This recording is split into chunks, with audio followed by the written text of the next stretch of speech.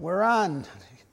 Here we are again this fabulous day out here, Charles. Yes. I'm here with my son, Charles Scott Jr. This is the program that comes to you on a weekly basis called Can We Talk? Maybe you want to say a little Yes. Usually do the intro. This is Charles Scott Sr. with Tri-State Realty. I'm Charles Scott Jr. As you know, we come to you weekly. You know, like I said, everyone, don't just restrict it to this Monday. We're on TV. I would say Thursdays, I think. But go on TikTok, go on Twitter, Facebook, YouTube, type in Tri-State Realty Can We Talk, over 50 episodes. You can learn about not just real estate, but we help with a lot of different issues. We work on community issues. We tell you some of the things that are happening within the economy. Yes. My son and I, we've both been involved in real estate. We're involved in a lot of community activities also. And between the two of us, I don't know how many, about probably 50 years of experience. Just about, right? You don't look that old, but 50 years about of 50 years experience. total experience in real estate market. That's our main thing, but also we talk about many other things that may affect your life. But I would say real estate is one of the main things. You got to live somewhere. And what we always encourage people is, although renting is a starting point, don't let it be a final point. Eventually, you're going to want to own your own property. So then you can not worry about this increasing rent that seems to just keep going up and up and up.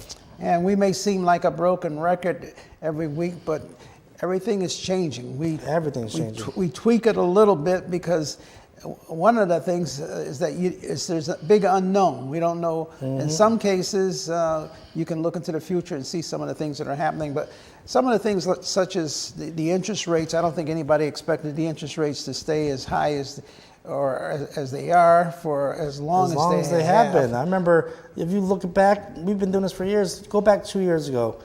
Back to March 2022, a Ukraine war was starting. We're saying, oh, this has got to change the world. Interest rates are going to go plummeting back to 1%, 2%. We're still holding at a healthy 7 or 8% right now, still 2 years later, I would say.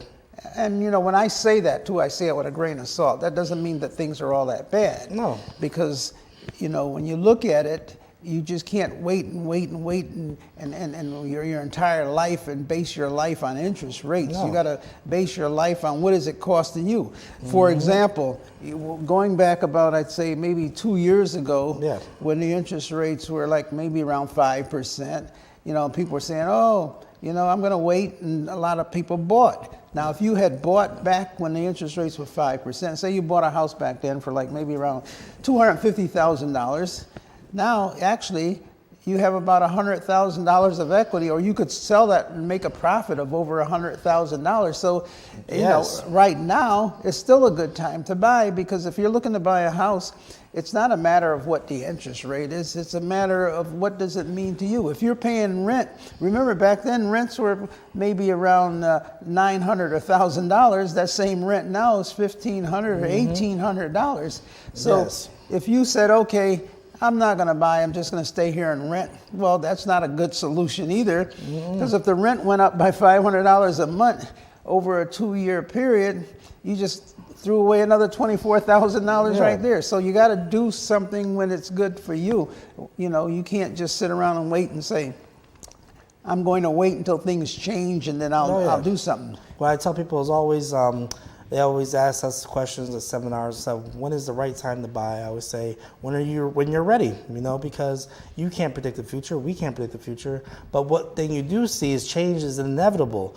And what you want to do is get locked into, I would say, a mortgage. Remember, your mortgage is going to be fixed. And let's say interest rates do go down. You can still participate. You can refinance. So why are you going to be able to rent all these years? You can't refinance your rent. That's 100% interest. You're paying the landlord's mortgage off in that case.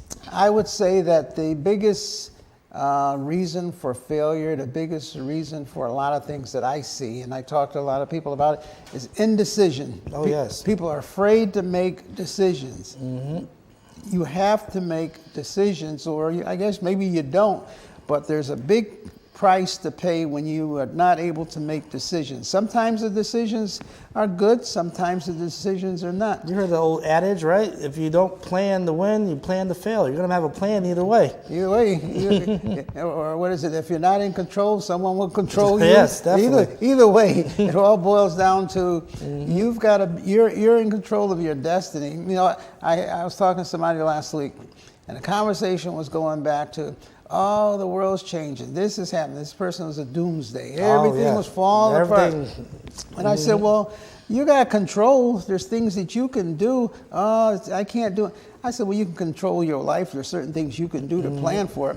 And the funny thing about it is this person that I was talking to, for years, I've been giving good advice, telling them what to do, how to structure things. Oh, yes. But they never did any of it. Never took any of it. And I would remind them every now and then in the conversation, well, remember when I told you this? Remember when I told you that? And I said, but you didn't do anything. So, in the future, things are going to change also. Things are going to change. That's the way life is. You just got to be prepared. And so what do? You look and you say, well, what's going to change, and what are the possibilities of things changing? How can I change to adapt to that? Now, a lot of people talk politics now. Either way, no matter what politics is, it's how I can fit in. Life has to go on. The world has to go on. The economy has to still go on. People still have to buy things. They have to sell things. There's a plus and a minus. In my profession or what I do, what can I do to position myself to end up on the positive end of whatever is going to happen? Exactly. And I look at all of the scenarios. Well, this could happen, that could happen. In all of those scenarios, what can I do to position myself so that I will be in a favorable position no matter what happens? No matter what happens. So either way, I just can't sit back and say, well, I'm going to wait and see what happens. And what happens, then I'm going to make up my mind. That's not the way to look at it. And one thing I want to tell people is also, remember, different times come with different advantages. For example, right now, say in this year, something that we didn't have this time last year, we have a program called Time to Own, a program where it helps people get down payment assistance and closing costs. But I may say, that might not be here next year. It's a limited funds. So you want to make sure that people who are ready to purchase now or want to see how it works to buy a house, take advantage of these programs. And like I say, it's forgivable money also. One of the things you want to do is how can you leverage what you have now to make it so that you will have more in the future? How can you what can you do? Maybe it entails refinancing your house.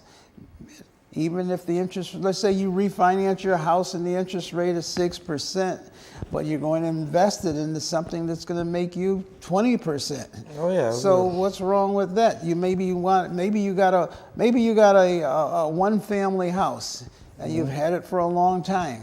Now you want to maybe you got $200,000 of equity. That means that you can borrow up to $200,000 on that house.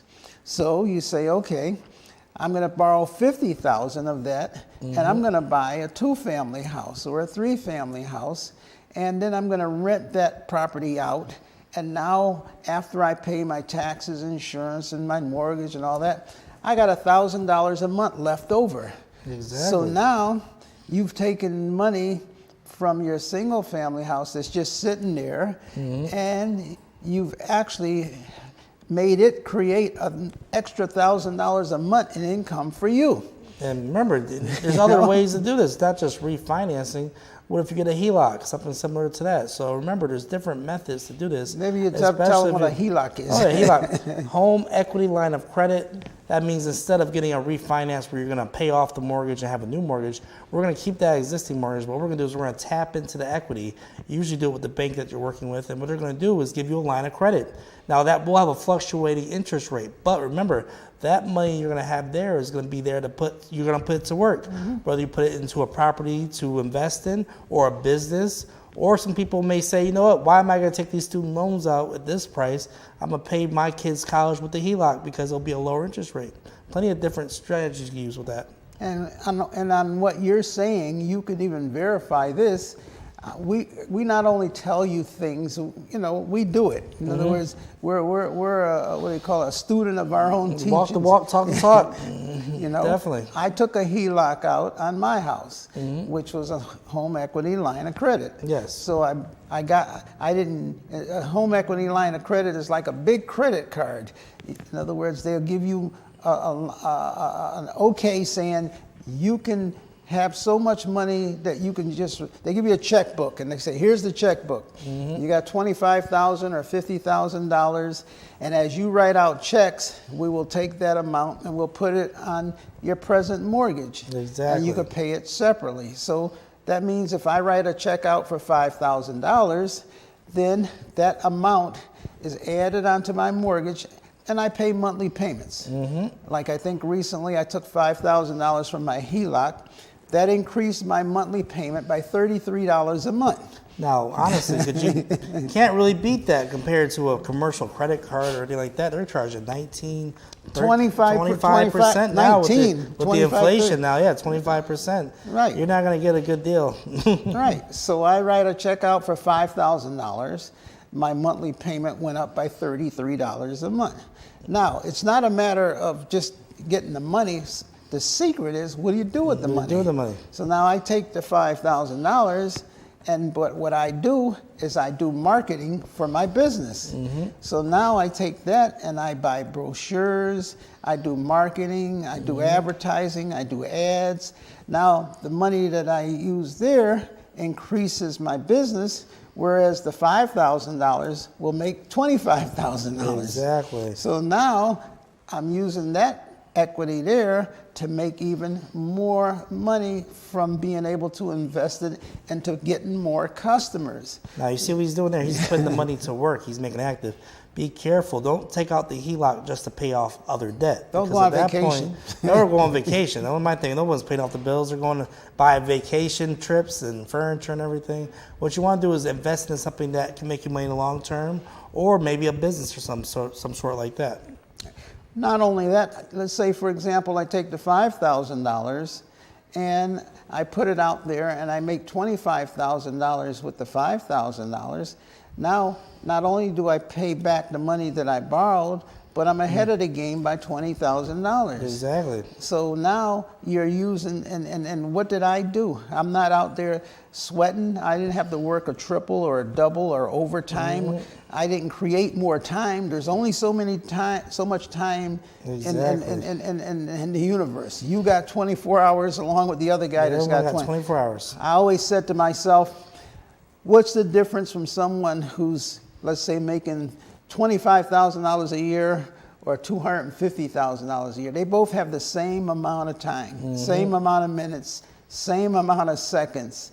And on top of that, the guy that's making $250,000 is working a whole lot less than the guy that's making $25,000. Yeah, it's all about how you utilize your time. But he's making the money work for him. Exactly. Versus the other guy's working for the money. That's why we tell people who have properties, remember, you have different tools you use to access that equity. And for those who are watching this that say, oh, well, I don't have a property, I'm renting right now.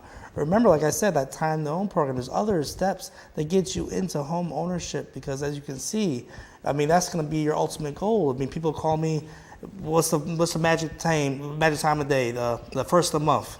The landlord's calling for the rent, he's increasing the rent, I got to get out of here. That's how long you've been in that apartment. 23 years, 24 years. You know, it's only a matter of time when your landlord is going to increase the rent, or your landlord is going to be changed and that new landlord is going to increase the rent. Well, the other thing is, like you said, okay, you may not have a house. You may not have something that you can get an equity line of credit on.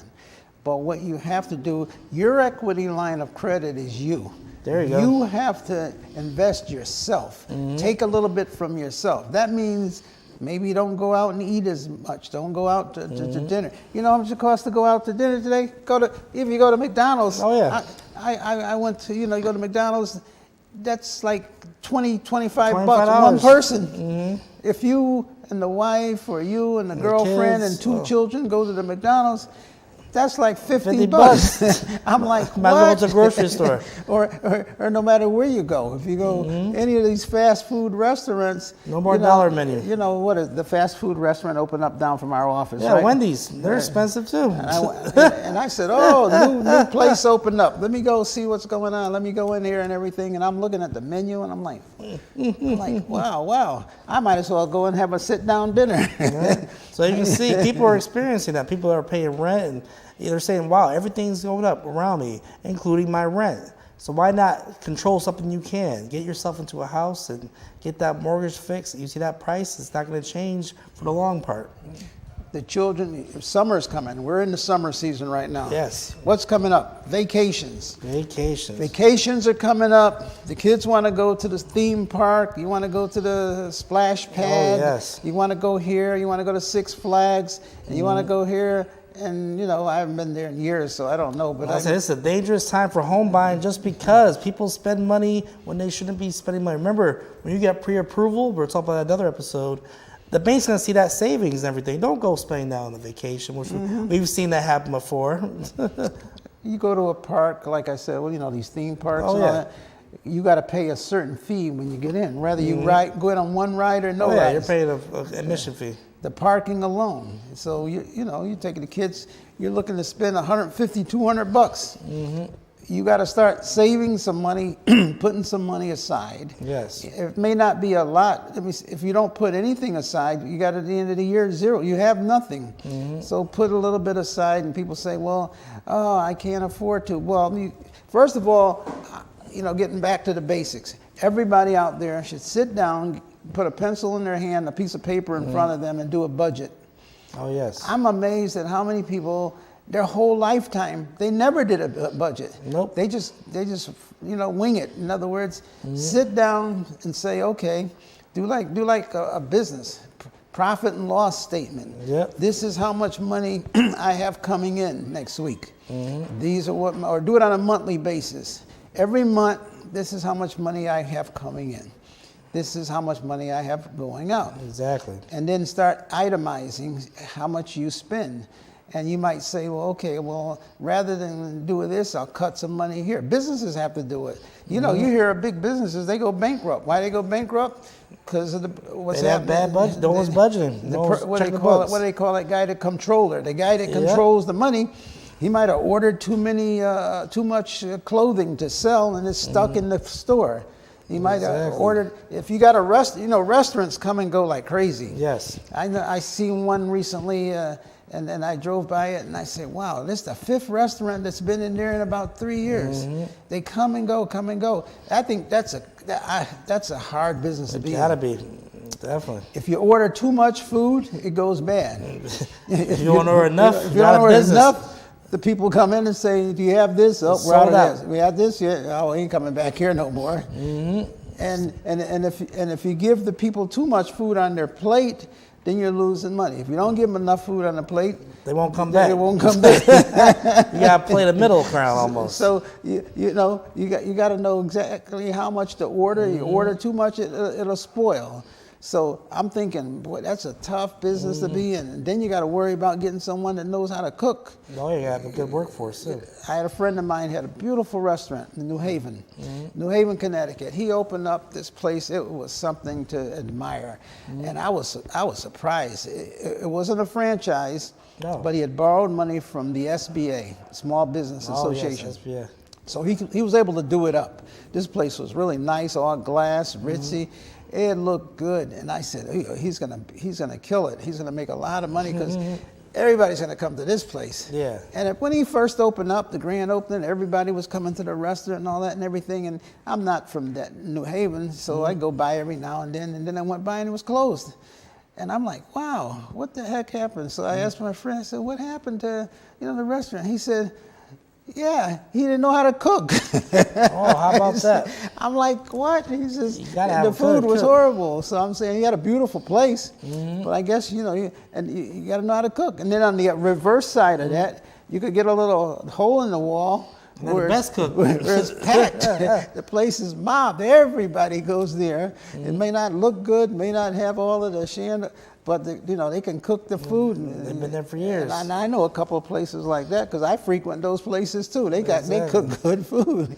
But just to get back to the analogy, what we're saying is sit down for budget, just like these businesses do, because if you don't, you'll be out of business. You'll be bankrupt yourself, where you'll never be ready to buy a house, and you'll always be struggling to pay the rent or any other bills. Yeah, put yourself a budget and always take and put aside a little bit for yourself. But not only, like always people always tell you that, put a little bit aside for yourself, but also in that budget, look at it and say, I'm just realizing I really don't have enough money to pay all my bills. So now you got to figure out, well, how do I get some extra money? Exactly. Well, you know, you're not going to go rob a store. Nope. You're not going to go out and live off of your investments if you don't have any. You know, the bank's not going to give you extra money in your interest account that you don't have there. No. You may have to get a little extra job on the side. Or if you don't get a job on the side, you may have to create a job on the side. Oh yeah, that's one thing also. Oh, Entrepreneurs. You could create a job. Find out what a need is. You know, they got people out here that make money that will go to the motor vehicle department and register your car for you. One of our friends has got a very successful. He found a need. He said, people don't want to like wait in line to the motor vehicle. He started a business where he'll register your car for you. And now he's got more than one location. Yeah, he expanded the cars, trucks, and registration. Everything. I was watching TV the other night, and they had on there, you know, I'm afraid of heights. I hate going up in bridges and all that. Oh my God, I get up there and I freak out. But this guy down in Virginia, the Chesapeake Bridge, you know, the people they had a documentary on TV. And a lot of people, if you're going down south, North Carolina, Virginia, and all those places, you got to go across that. It's like 22 miles across the Chesapeake Bay Bridge. And you know, you get up there, and this guy's business is he will take you across the bridge for $10.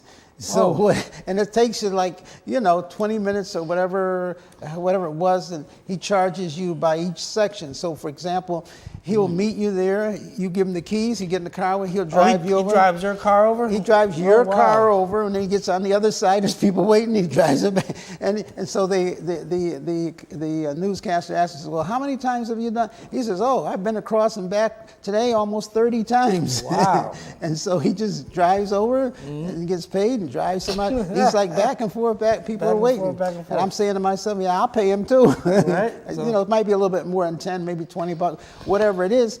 But he found a niche. And the lady was there. She says, yeah, I go over this bridge every day to get to work, and I don't know what I do without him.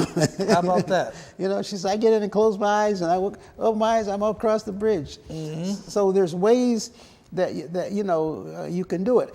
I used to subscribe to this, not subscribe, I used to buy it. There's a magazine you can go into, what is it, the bookstore, Barnes and Noble and all that, and it has money-making opportunities. Oh yeah, the money-making. The money-making, remember those magazines? They actually, I saw an issue back from December. I think they still have that. It's right in Barnes and Noble. Right, you go in there, and it's about maybe 30, 40 pages, but it's people that advertise little niche markets that you can do to make money. And you know, some may be licking envelopes or sending out stamps or little odds and ends odd jobs that you can create in your house to make extra money. Yes. And you know, hey, if you make an extra, even if it's a couple of $100 a month or $100 a month, that's something you can do at home, and you got to religiously say you won't spend that money. Now, I was going to say, I'm going to pick up one of those today also. Remember those books? Yeah, Opportunity Magazine, I think they used to call them. They always had one thing in there I noticed, so it's notary, because that is a good thing to do. Everyone needs something notarized. It's always last minute. Usually it's a traveling notary. You go to them and then they stamp it, but that's one thing that's always in that magazine. I remember that. Sure. You just hit on one, a notary. You become a notary. When you apply to the, I think it's Secretary of State's office in the state in which you are, and they send you out a form, and it's got like 20 questions on it. They send you a little booklet. You study a little booklet. You answer the 20 questions. You send it in, and you get your license. You get a certificate. You're a notary. You get the stamp and everything. And then there's companies out there that you can buy the stamp from. You get the stamp that makes the seal, and you know. You advertise and you put a little ad, and you can do now. Years ago, you used to spend money, but now social media. I was going to say that. I was saying you can go on Facebook to tell everybody. Facebook. If you need a notary, call me. I'll come to you right now. You might be surprised. You might get a couple of hits. There you go. In other words, people always running around. Who does a notary? Who doesn't? You know, there used to be all the travel agencies and all the different places were notaries. But now they're busy. They don't have time to do that. Yeah, and they're shutting down. They're shutting down. So someone calls you and say, hey, I need to have a notary, paper notarized. All you're doing is going out, asking for the ID, verifying that those are the people and everything. You notarize the paper, they give you $20 or whatever it may Can't be. beat that. And then you're off to the next place and the next place. And this is on your own time. On your own time. Hey, if you notarize 10 people at $20 a whop for the month, that's $200. Exactly. Now you take that and you put it into your savings account. End of the year, there's a $2,400 right there. And that's something you can use to build on, for when you wrote down your budget, you realize I'd have enough money to pay all the bills. But now with this extra income, I possibly do. So we're telling you, I could sit here right now and tell you 10 different ways you could make money, Hey. Yeah, pay for that. That's the premium package. Call me. That's how I make money, right? Call me and I'll give you all my ideas. How to make money. That's how they get you. On TV, they're always like, the gurus. well, I stopped selling. I just do seminars now. I teach other people how to make money. Exactly. But I could definitely do that, because there's so many different things that I've done to be able to get to the position that I'm at. Look at Uber. You could do Uber on the side. What's the other one? Lyft. Uber Eats. Uber Eats. I see people on scooters do the Uber Eats and bicycles. You don't even need a real vehicle to So, do that. there's things that you can do versus just sitting around waiting for something to happen. You can make it happen. Make things happen. Don't wait for things to happen. Make it. That should be your motto. Make it happen. Don't wait for it to happen. Yep. So these are things that you can do. And like I said, I'm giving you little ideas here where you can get together and maybe you can do things as a group. Get 2 or 3 of your friends to come up with something to do. I told this young lady something that she never forgot, and I don't know, she might be watching one of my TV broadcasts and she'd probably fall out laughing if she's sitting in the chair. I said to her, go to a baseball game or go to the baseball field, buy some waters from BJ's or something like that. They cost you about 20 cents and go and sell them for $1. Get some ice, get some water, get 200 or 300 bottles of water a day, stand out there, sell them, cars going up and down. Hey, 20 cents for the water and the ice, maybe quarter you're spending. You sell them for $1 a piece, and you sell 200 of those a day. That's $200 a day. You might quit your full-time job. But what I'm saying is that these are things that you got to be creative. To make. Don't wait for that person to give you something. Don't look for that. Look for the job and all that if you don't have one. But also look for things that you yourself. You are your own equity. Build yourself up. And decide you want to be able to go out there and do something that you can create. Exactly. Can't nobody stop you from doing that. No one can stop you from doing that, So definitely. I get off my pulpit because when I get started on all this, I was like, I said, there's no reason why sometimes people cannot be successful. Exactly. Remember, that number right there, if you ever want to call us and ask us a question, it can be real estate related or anything about the show, just give us a call right down there. And, as far as you'll get me or you get my father. Like I said, we not only talk about real estate, but we try to put money in your pocket so that you can be able to be successful. Exactly. So if you're looking to these programs that we were telling you about, if you're having trouble with your mortgage payment, give us a call. Definitely give us a call. Because there's some things that we can do. If you're looking to sell a property or to grow, let us know. Definitely. Again, call us at that number there. Until next week, God bless. Amen.